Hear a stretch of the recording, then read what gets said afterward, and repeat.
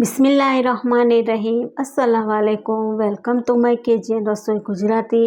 તો આજે આપણે બનાવીશું ઉનાળાની કડકડતી ગરમીમાં શરીરને ઠંડક આપે એવું આઈસ્ક્રીમ કરતાં પણ ખાવામાં સરસ લાગે અને એક અલગ ફ્લેવરમાં ચાઇના ગ્રાસની રેસીપી. તો ચાલો આપણે રેસીપી શરૂ કરીએ. તો આઈસ્ક્રીમ જેવું ચાઇના ગ્રાસ બનાવવા માટે અહીંયા આપણે એક વાટકી ચાઇના ગ્રાસ લઈશું. તો એને મેં એક પાણીથી ધોઈ આ રીતના લઈ લીધેલું છે. તો હવે આપણે એક તપેલીમાં ચાઇના ગ્રાસને એડ કરીશું. હવે આપણે એમાં 1 ગ્લાસ પાણી એડ કરી દઈશું ને ગ્રાસને આપણે આ રીતના સરખી રીતે મિક્સ કરી એને આપણે 5 મિનિટ માટે પલાળવા દઈશું. ત્યાં સુધી આપણે દૂધ ગરમ કરી લઈશું. તો અહીંયા આપણે 500 ગ્રામ દૂધને એક તપેલીમાં એડ કરીશું.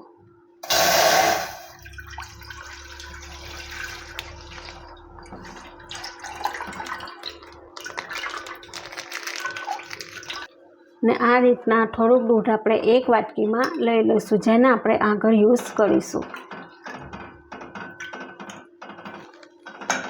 ને હવે આપણે દૂધને ઉકળવા દઈશું.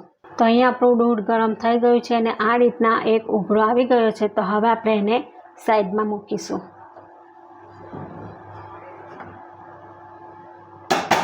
ને ગ્રાસને પલાળતા પણ આપણે 5-1 મિનિટ જેવું થઈ ગયું છે. તો હવે આપણે એને ગેસ ઉપર મૂકીને આપણે ઓગાળી લઈશું. તો અહીંયા આપણું ચાઇના ગ્રાસ એકદમ સરસ રીતના ઉકળી ગયું છે અને એને ઉકળતા આપણે 2 થી 3 મિનિટ જેટલો ટાઈમ લાગેલો છે. તો હવે આપણે ગેસની ફ્લેમ બંધ કરી દઈશું.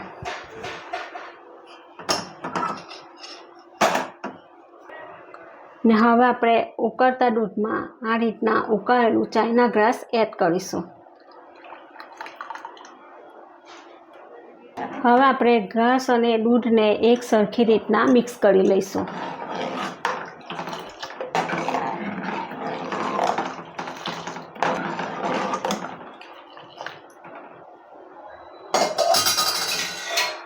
તો આ રીતના બધું એક સરખું મિક્સ થઈ જાય પછી આપણે એક વાટકી કરતાં થોડી ઓછી ખાંડ એડ કરીશું જોઈતા પ્રમાણમાં.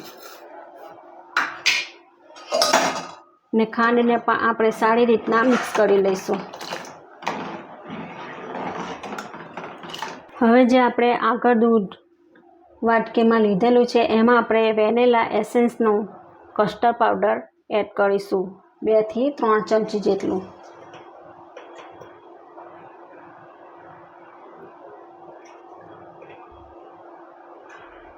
ને એને આપણે સારી રીતના મિક્સ કરી લઈશું.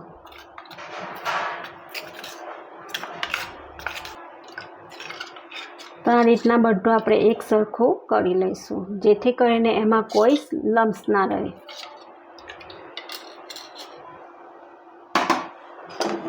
ફરીથી આપણે એને હલાવી લઈશું. હવે આ રીતના ખાંડ, ગ્રાસ અને દૂધ એક સરખું મિક્સ થઈ જાય ત્યાર પછી આપણે એમાં થોડું થોડું કરીને જે આપણે કસ્ટર્ડ પાવડર છે તે થોડો આપણે લઈ લઈશું.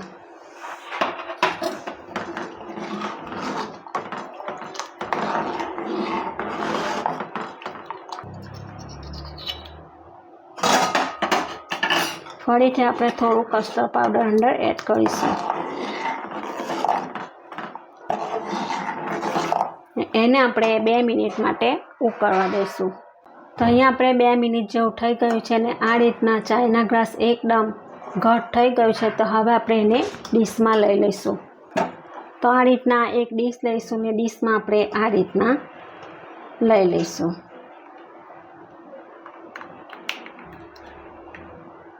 ને ઉપરથી આપણે થોડી બદામ ગાર્નિશ કરી લઈશું.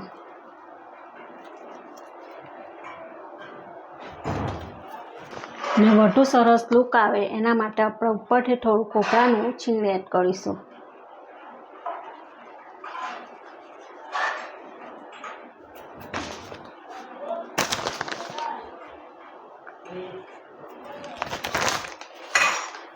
ને એને આપણે 1 કલાક માટે સેટ થવા ફ્રીઝમાં મૂકી દઈશું. તો અહીંયા આપણે ડીશને ફ્રીઝમાં મૂકીએ 1 થી 1.5 કલાક જેવું થઈ ગયું છે ને મસ્ત ડીશ આપણી ઠંડી પડી ગઈ છે. તો હવે આપણે એના પીસીસ કરી લઈએ.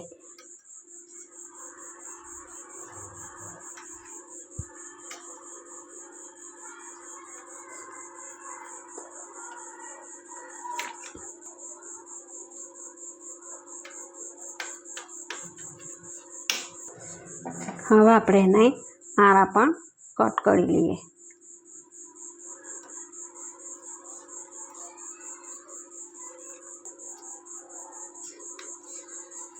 આ રીતના પીસીસ પડી જાય એટલે આપણે જે પાછલો ભાગ આવે છે તેને આપણે આ રીતના લઈ લઈશું.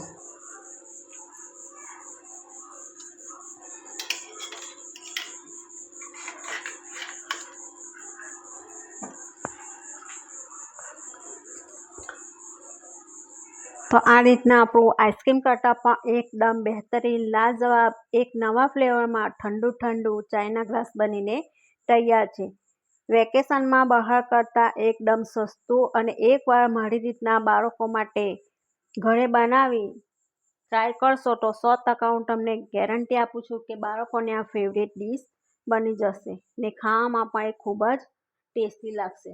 તો આ છે ફ્રેન્ડ્સ આપણી આજની રેસીપી તમને મારી સારી લાગે તો મારા વિડીયોને લાઇક, શેર અને ચેનલને સબસ્ક્રાઈબ જલ્દીથી કરી લેજો.